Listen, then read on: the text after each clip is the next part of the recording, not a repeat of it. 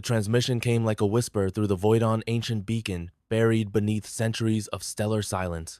It hadn't broadcast in over 700 years, yet there it was, a rhythmic, pulsating signal that scratched at the minds of those who heard it. Commander Lyra Hale, a seasoned scavenger of forgotten systems, ignored the interstellar warnings etched into the mission logs. To her, it wasn't a threat, it was a payday.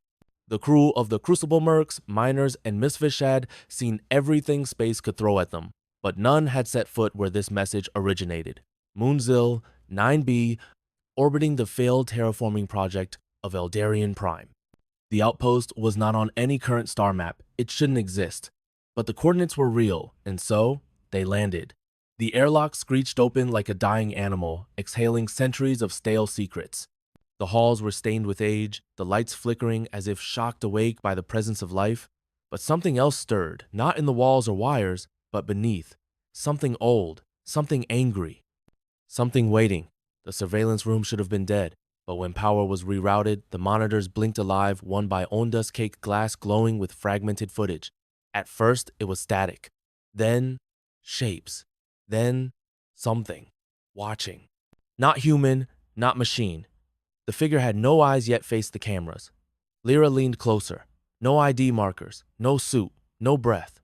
The crew dismissed it as an echo in the feed, a broken loop.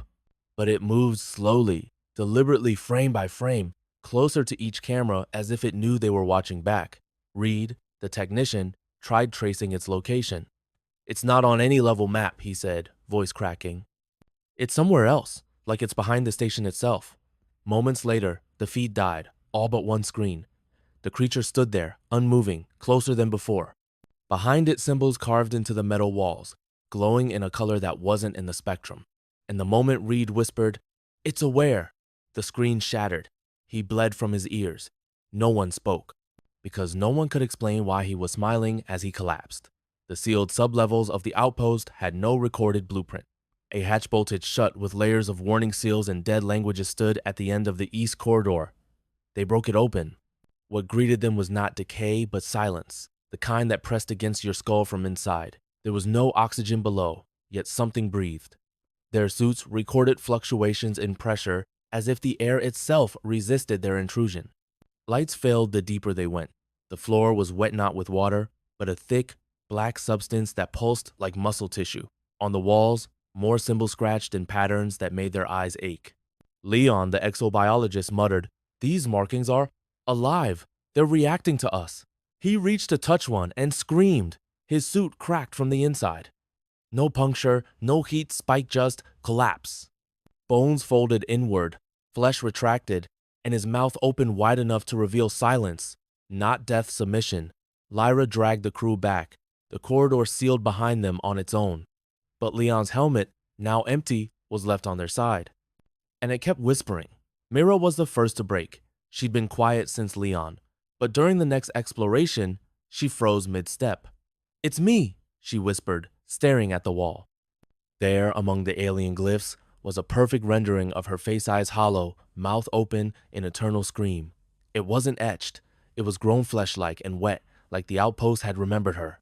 Panicked, she began peeling off her suit, screaming that something was crawling under her skin. No one saw the invisible force that gripped her, but they felt it like a shift in gravity localized to pain.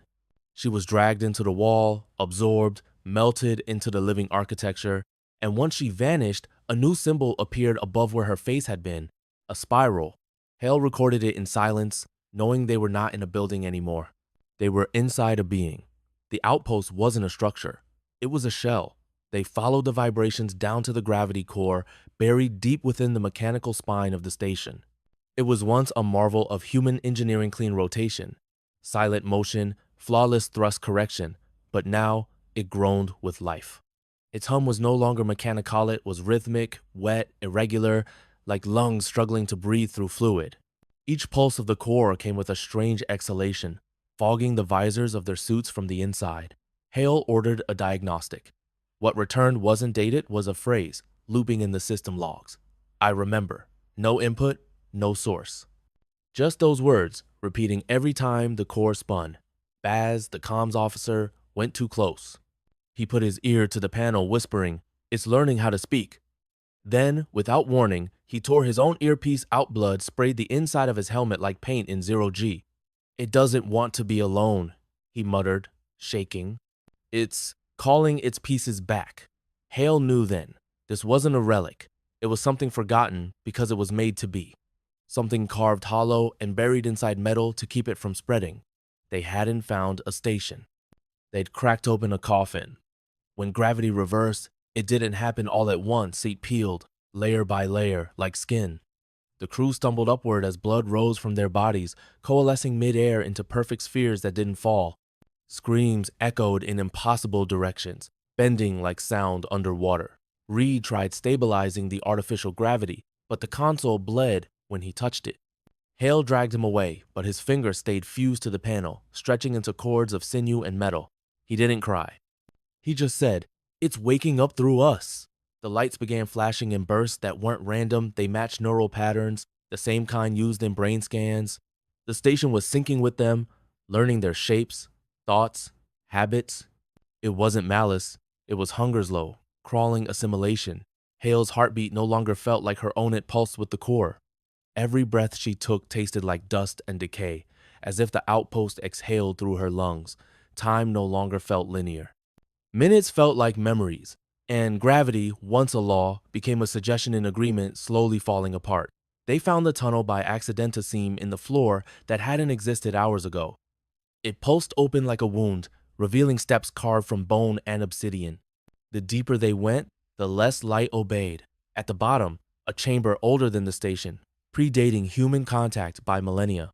Embedded in its walls were skeletons not of men, but towering bipedal beings with triple-jointed limbs and skulls shaped like inverted spires. Each rib cage was cracked from the inside, shattered outward as if they'd tried to claw their way free from their own bodies.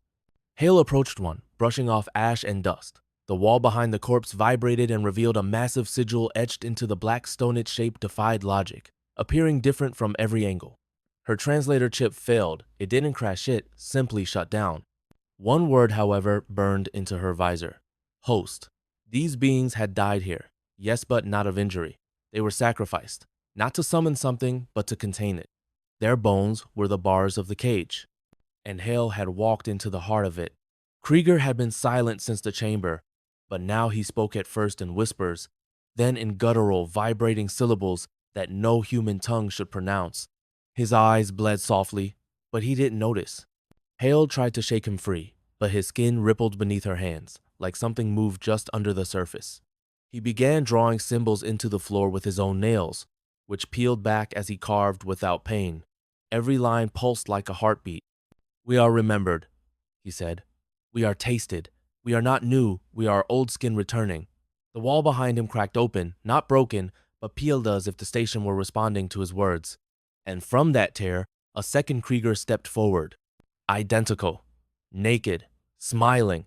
"You birthed me," it said. "Now drink me." The real Krieger collapsed, his body liquefying into black smoke that was pulled into the clone's lungs.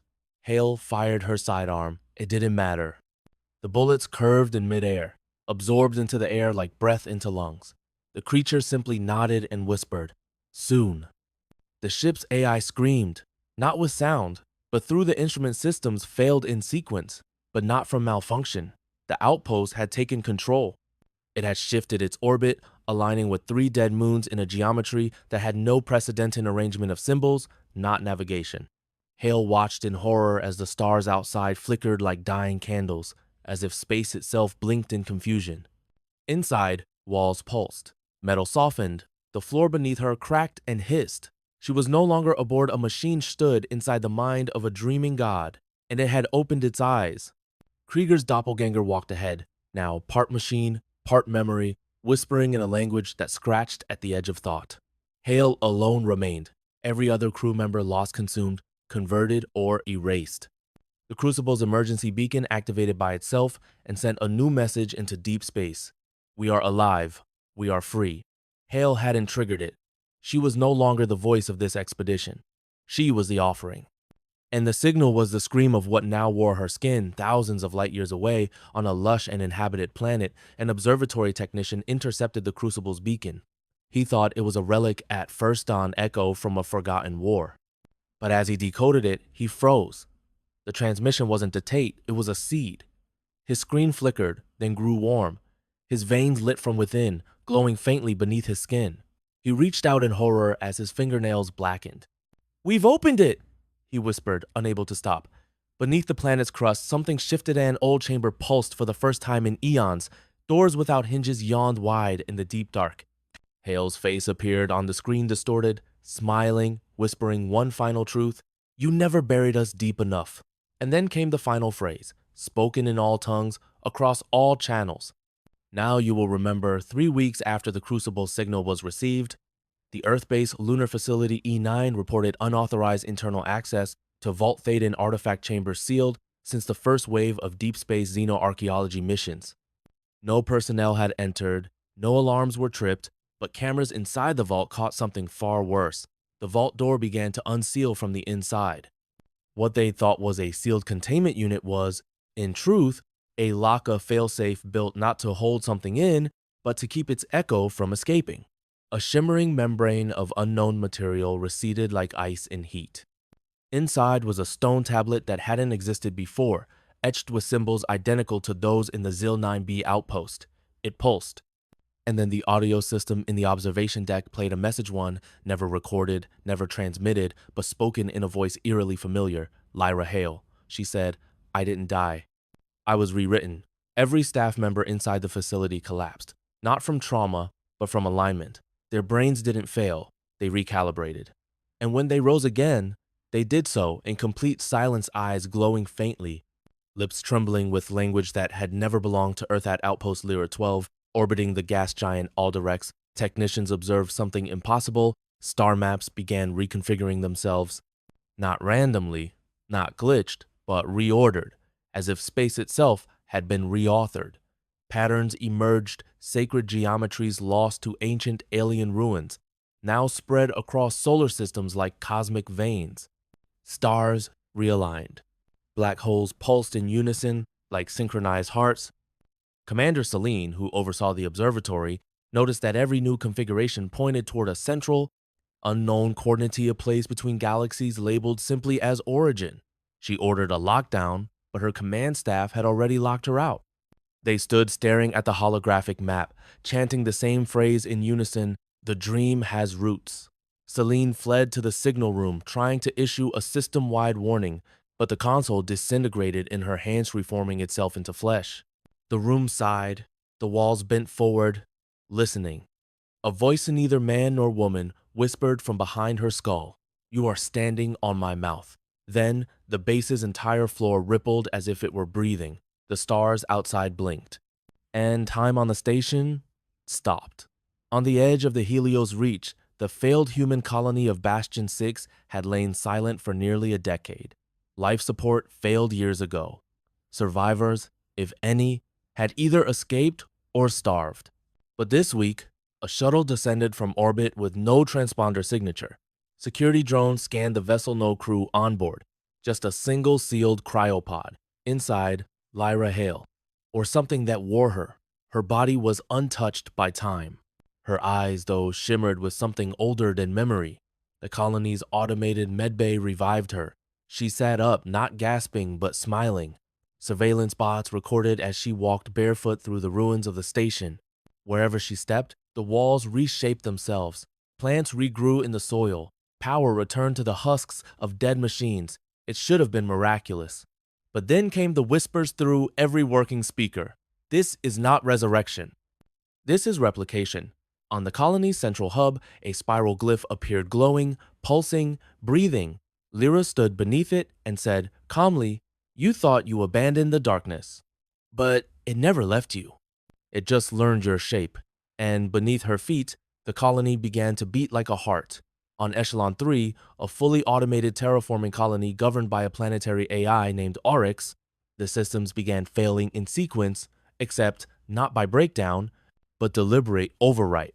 It started with the satellite uplinks.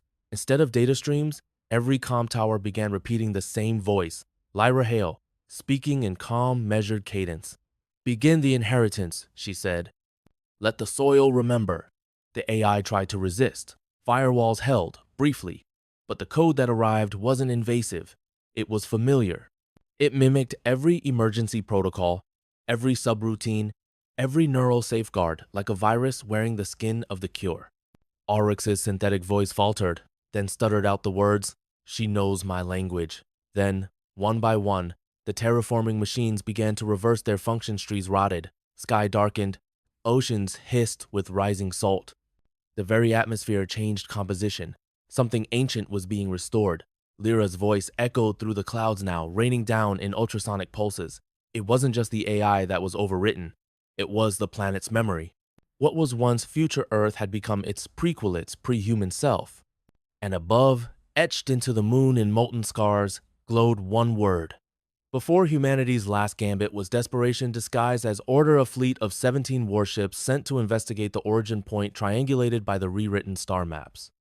They were armed with quantum fire, AI-gated nukes, even reality anchors designed to resist dimensional collapse. The fleet vanished 20 seconds after arrival, not from attack, not from drift, but from disagreement. Space itself refused their entry. Sensors recorded the moment it happened. Time dilated, dimensions misaligned, and then all matter unwound into abstract coordinates. What returned wasn't debris. It was symbols, geometric patterns encoded in gravitational lensing, appearing across black holes, pulsars, and gas clouds. A new language had entered the galactic lexicon. One by one, ancient alien civilizations began to recognize the message. None responded, not out of fear but reverence. They had seen this before, long before humanity ever dreamed of stars. They called it the womb of echoes, the place of remembering, the void that thinks. Lyra wasn't just a victim. She was now its mouthpiece, and through her, the forgotten god they had buried in language had become loud again. In a quiet home in Nevada, a 6-year-old girl awoke screaming. Her parents rushed in. She sat at the foot of her bed, calmly drawing shapes in charcoal. Not stars, not planets, but the interior of the Crucible Station hallways, engines, even Lyra's face. She had never seen it, never heard the name. And yet, when asked, she said softly, "She taught me in the dream." On the news, more stories followed.